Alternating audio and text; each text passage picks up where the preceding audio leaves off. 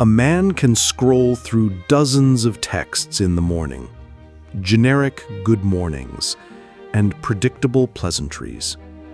But one emotionally intelligent message, that will sit with him all day, echoing in quiet moments when he least expects it. I'm Vernon. Today's video is different. We're not talking about being cute or clever. We're talking about 5 emotional good morning messages that plant feelings in a man's mind that linger long after he's put his phone down. Good morning texts aren't just words on a screen. They're the first emotional note of his day. And when you understand the psychology behind what makes a message unforgettable, you're not just texting, you're creating connection. If you've been sending sweet messages only to be met with silence, this video holds the answer you've been looking for. Before we dive in, like and subscribe so you stay connected to the insights that nurture true love and meaningful connection, especially in this chapter of life where depth matters most. Now come with me as we uncover the very first message, not just to wish him a good morning, but to stir something deeper in his heart. Number 1, soft confidence. The first message type I call soft confidence, and it's devastatingly simple.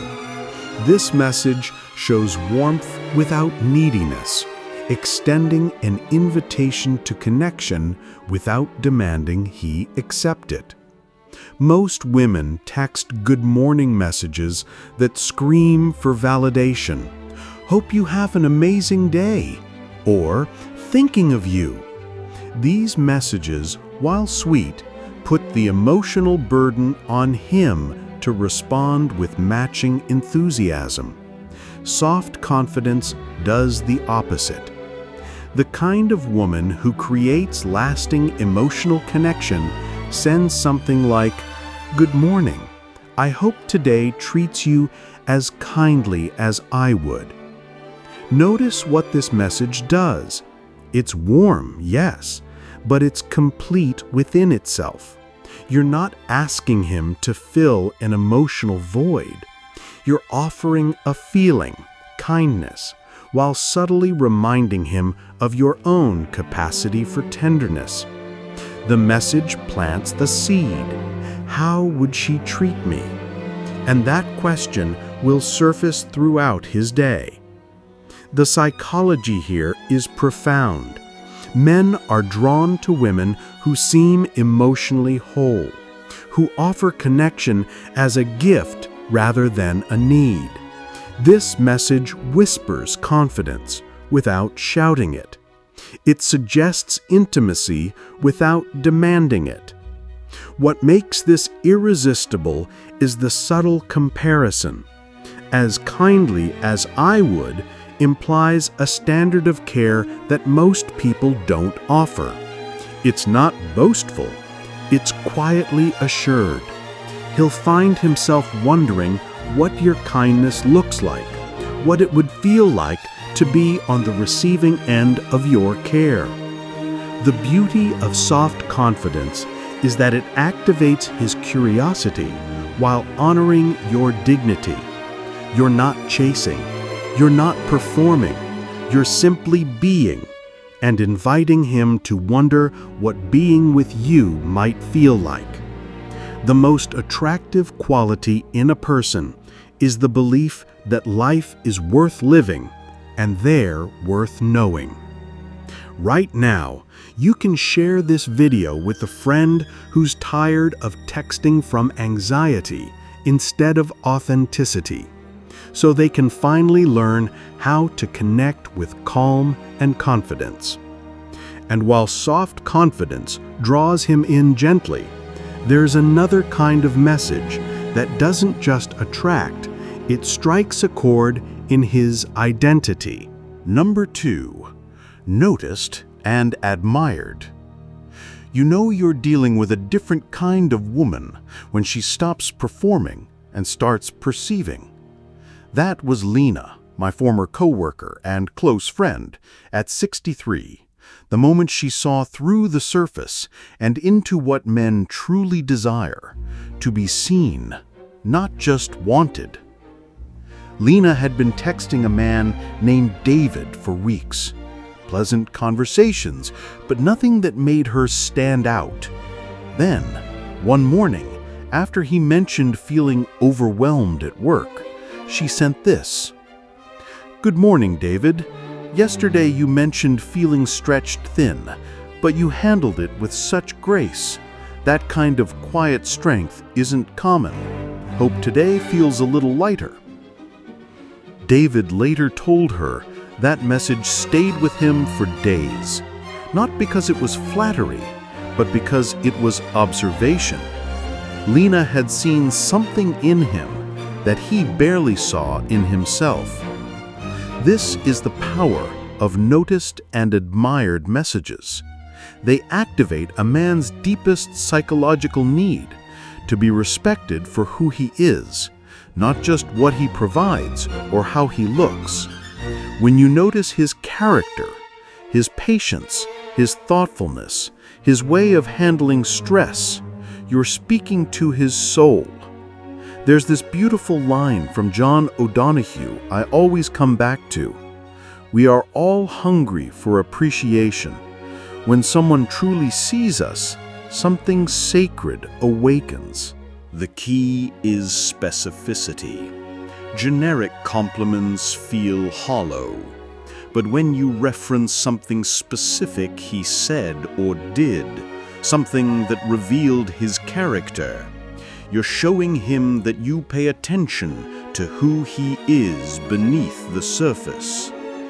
Men spend most of their lives being valued for their utility, what they can do, provide, or fix.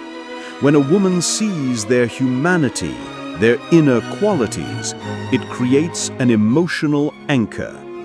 You become the person who truly sees him. This isn't about inflating his ego. It's about reflecting back the good you genuinely observe. And here's what's beautiful. When you train yourself to notice the admirable qualities in others, you naturally elevate your own emotional intelligence. Lena's message worked because it was authentic observation, not manufactured praise. She had genuinely noticed David's grace under pressure, and she honored it with words. That's the difference between manipulation and connection. The psychological impact is immediate and lasting. He doesn't just feel good about your message, he feels good about himself when he's with you. And that association, that feeling of being his best self in your presence, is magnetic. And if admiration anchors him emotionally, the next message keeps you in his thoughts without saying much at all. Number 3. Emotional echo. Clay Routledge once said, "Nostalgia is the only purely positive human emotion." And I couldn't agree more. It reminds us that our past had meaning, that we belonged somewhere, that the things we lived through truly mattered. The third message type is what I call emotional echo, and it's about creating gentle nostalgia from shared moments, even small ones. This message references something you experienced together, creating a bridge between past and present that keeps you connected in his thoughts. Most people underestimate the power of shared memory. When you reference a moment you both experienced, a conversation, a laugh, even a brief encounter, you're reminding him that you exist in his story, not just his present moment. It's not about being clever, it's about being emotionally specific. Watch how this line gently replays a shared moment. Good morning. Still smiling about your coffee shop philosophy yesterday. Hope today brings more moments worth remembering. This message does 3 psychological things at once. First, it shows you valued your time together enough to carry it forward. Second, it creates continuity. Your connection isn't just about individual moments, but about building something meaningful over time. Third, it subtly suggests that memorable moments happen when you're together. The genius of emotional echo is that it doesn't demand new connection, it honors existing connection. You're not asking him to create something new for you. You're appreciating something that already exists between you. What makes this irresistible is the implication that you're someone who notices and treasures meaningful moments. In a world where most people are too distracted to truly connect, you're showing him that when you're together, you're present, you're paying attention, you're creating memories, not just passing time. The phrase, "more moments worth remembering," is particularly powerful because it's forward-looking without being pressuring. You're not asking for commitment, you're expressing hope for continued meaningful connection. This message works because it speaks to a fundamental human need: to matter, to be memorable, to have our experiences witnessed and valued. When you echo back his words or reference a shared moment, you're telling him that being with you creates something worth remembering. Send this to a friend who's still typing long paragraphs to prove she cares. Sometimes soul speaks louder in silence than in explanation. Nostalgia helps him feel emotionally close to you. It touches the heart. But now, let's shift gears. What if your message could make him lean in with playful tension, not just warmth?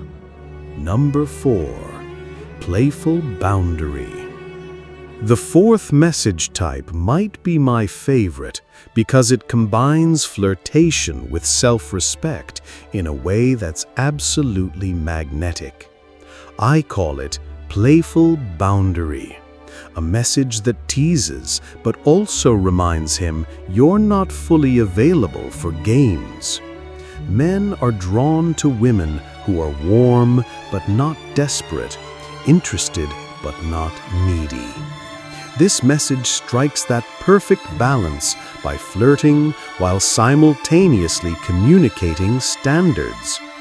Just saying, someone's response time might need improving. Good morning. Don't be late replying today. Your score's already dangerously low. This message is brilliant for several reasons.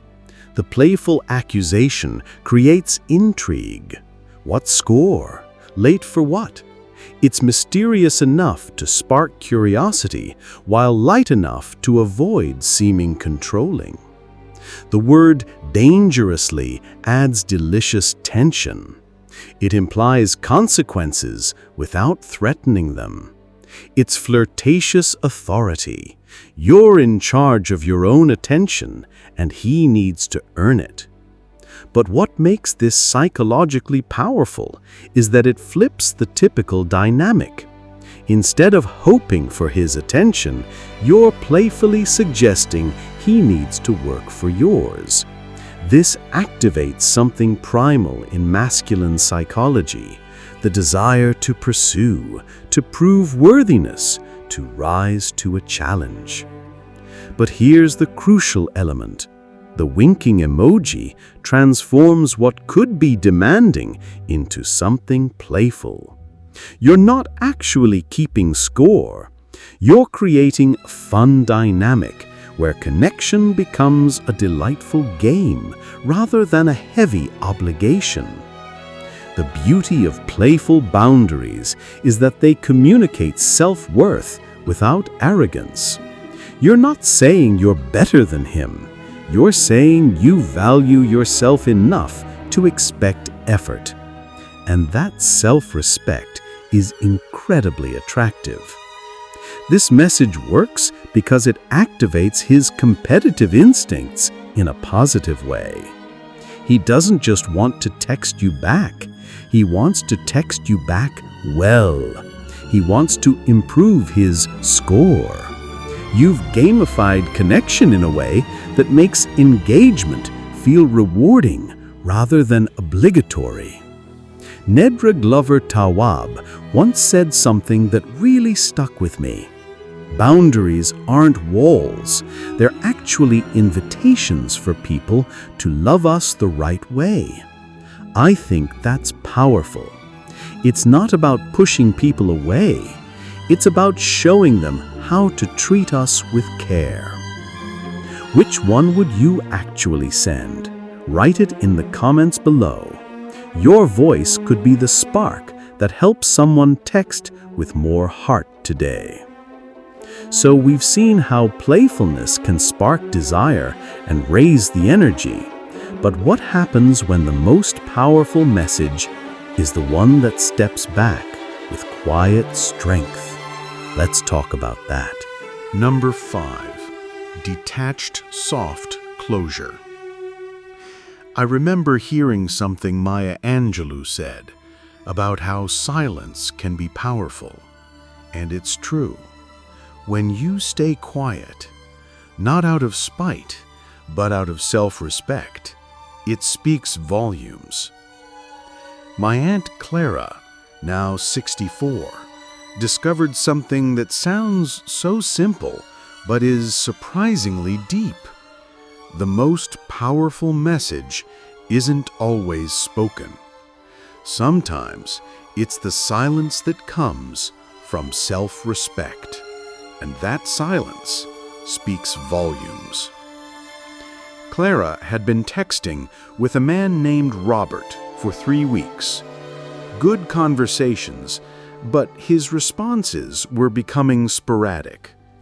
Instead of the usual pattern, more texts, more questions, more emotional labor, Clara sent this: "Good morning, Robert. Wishing you a peaceful day. I'm giving today to things that give back to me." Robert didn't respond immediately. In fact, he didn't respond for 4 days. But when he did, his message was different, longer, more thoughtful, almost apologetic. He wanted to see her. But here's the beautiful twist. By then, Clara no longer needed him to respond. She had genuinely moved her energy toward things that nourished her. When he finally reached out, she was responding from fullness, not emptiness. This is the power of detached, soft closure, a message that communicates your worth by honoring it, not arguing for it. It's not angry or punishing. It's simply redirecting your precious energy toward what actually values it. The psychology here is profound. Most people, when feeling ignored or undervalued, respond with more effort, more texts, more explanations, more emotional availability. This creates a cycle where your energy flows toward someone who isn't matching it. Detached, soft closure breaks that cycle. You're not punishing him for his lack of responsiveness. You're simply choosing to invest your energy where it's appreciated. The message is complete and self-contained. It doesn't require his response to validate your worth. What makes this message psychologically powerful is its calm finality. There's no anger, no accusation, no drama, just a quiet redirection of your attention toward what truly deserves it. And that calm detachment often creates more pull than any amount of pursuing ever could. The phrase, "things that give back to me," is particularly impactful because it implies abundance rather than scarcity. You're not starving for connection. You're choosing where to invest your relational energy. Clara's story illustrates something crucial. When you text from wholeness rather than need, you attract people who want to add to your life, not complete it. Robert came back, not because Clara needed him to, but because he realized he might be missing out on something valuable. The most attractive quality isn't availability. It's the kind of self-respect that knows when to stay and when to redirect your energy elsewhere. Until now, we've covered 5 powerful good morning messages that no man can ignore. Soft confidence that invites without demanding. Noticed and admired that speaks to his soul. Emotional echo that builds meaningful continuity. Playful boundary that combines flirtation with self-respect. And detached soft closure that honors your worth by protecting it. None of these messages are about getting him to respond. They're about communicating from your authentic self, warm, wise, and completely whole. The woman who texts with this kind of emotional intelligence isn't trying to capture a man's attention. She's simply living in a way that naturally draws people to her light. Text not to be needed. Text to be remembered. And most of all, text from your wholeness, not your wounds. There's something Elizabeth Kubler-Ross once said that really stuck with me, that the most beautiful people are the ones who've been through pain, loss, and hardship, and still found their way back. They understand life with their whole heart, and that's what fills them with such rare compassion and quiet gentleness. Maybe this reminded you of a chapter from your own life. If so, I'd love to hear it. Really. Share it in the comments below. And while you're here, don't forget to like and subscribe. I'm building a space where love and connection still bloom, especially after 60. And I'm Vernon.